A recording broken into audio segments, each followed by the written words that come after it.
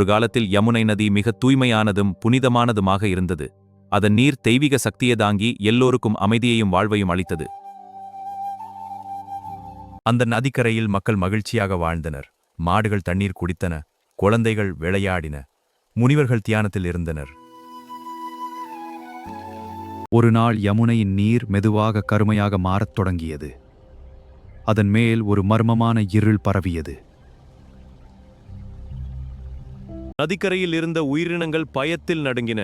தண்ணீர் குடித்த விலங்குகள் பலவீனமடைந்து கீழே விழத் தொடங்கின.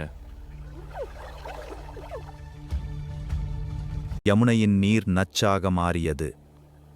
அதன் அருகே சென்றாலே மக்கள் மயக்கமடைய ஆரம்பித்தனர்.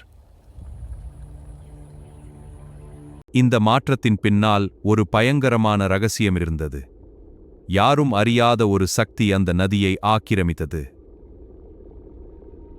அது ஒரு விஷப்பாம்பு, காலியா. அதன் உடலில் இருந்து வெளிவந்த நச்சு யமுனையின் நீரை முழுவதும் கெடுத்தது. காலியா நதியின் ஆழத்தில் குடியேறி தனது விஷத்தை எல்லா திசைகளிலும் பரப்பினான். அதன் புகை வானத்தையும் இருளாக்கியது.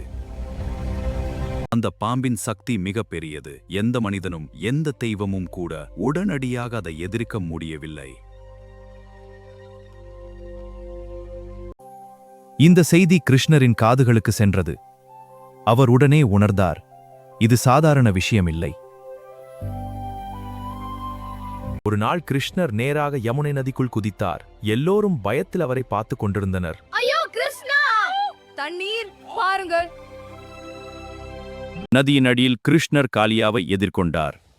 அதன் பல தலையை கட்டுப்படுத்தி அவர் அதை அடக்கத் தொடங்கினார்.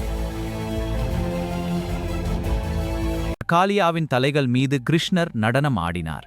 அந்த தாண்டவம் அதன் விஷசக்தியை அளித்தது. காலியா சரணடைந்ததும் கிருஷ்ணர் அதை நதியிலிருந்து வெளியே அனுப்பினார். யமுனை மீண்டும் சுத்தமான நீராக மாறியது. இந்த கதை சொல்லும் உண்மை, தீமை எவ்வளவு சக்தி வாய்ந்ததாக இருந்தாலும் தர்மம் அதை வெல்லும்.